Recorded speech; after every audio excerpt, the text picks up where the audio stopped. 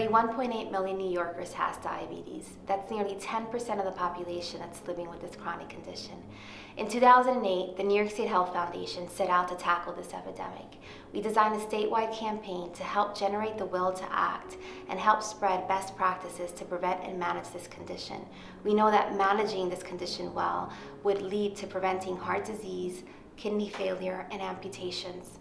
One of the core elements of this campaign was to engage 3,000 primary care providers and help them achieve the National Committee for Quality Assurance and the Bridges to Excellence Diabetes Recognition Program. The idea of improving the care for people with diabetes was to go wholesale, was to work with primary care providers throughout New York State and get them to deliver optimal care for their patients. And in that way, every one of them that was caring for hundreds of patients, the patients would be the ultimate beneficiaries of what we were doing. And that diabetes recognition program set extremely high standards for the care of patients with diabetes. I would say what surprised us the most was the number of patients that were lost to follow-up before we began this process. Patients who have not been back in greater than 9 months or a year, and having to get them re-engaged. We decided to undertake this process, first of all, because it was very comprehensive. It addressed not only how well we were controlling the blood sugar, but also how well we were monitoring the complication of the diabetes. To help us achieve our ambitious goals, the New York State Health Foundation engaged a wide range of partners, including the Healthcare Association of New York State. Honestly, it feels like I was part of a social movement.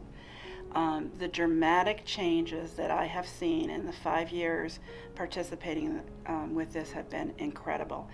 And it went from truly a hidden disease to a top priority. The opportunity to teach evidence-based protocols in medicine to the outpatient areas of our hospitals, it was just the perfect vehicle, and it was great timing. We really started by getting the information out there about the diabetes epidemic and the sense of urgency, and really just creating the need and giving people information and data so that they could understand where we were. And then we followed up with that by doing one-on-one coaching. Physicians who have achieved recognition have demonstrated good health outcomes for their patients with diabetes, including controlled blood sugar, blood pressure, and cholesterol levels, along with timely screenings for kidney disease, foot exams, and eye exams. The biggest benefit to going through this process was, again, to take a step back and look at how we were performing in one of the most important diseases that we treat, which is diabetes. When we began this campaign, only 150 providers had achieved recognition. 5 years later, we have exceeded our goals. More than 3,000 providers have now attained the NCQA, or Bridges to Excellence Diabetes Recognition Program.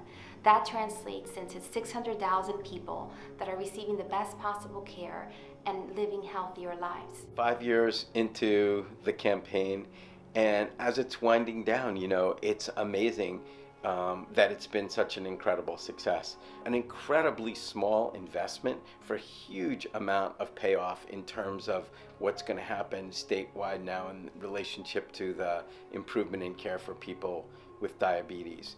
The short-term outcomes: less emergency room use, less hospitalization, fewer days missed at work. The long-term outcomes, even more importantly, people postponing the effects on their kidneys, postponing the heart attacks or putting them off completely because they've had the appropriate care, not losing their vision from diabetes, not suffering from amputations. All of those things, I think, are going to be spillover effects. We know that diabetes continues to be a public health crisis for New York State. Nearly 4.5 million New Yorkers have a condition known as prediabetes that puts them at high risk of developing the disease. We want to take programs like the National Diabetes Prevention Program to scale and reach people where they live, where they work, and where they worship. We also want to help advance policies and community programs that would address the underlying causes of conditions like diabetes. We know this is going to be a really tough challenge, but we're ready to take it on.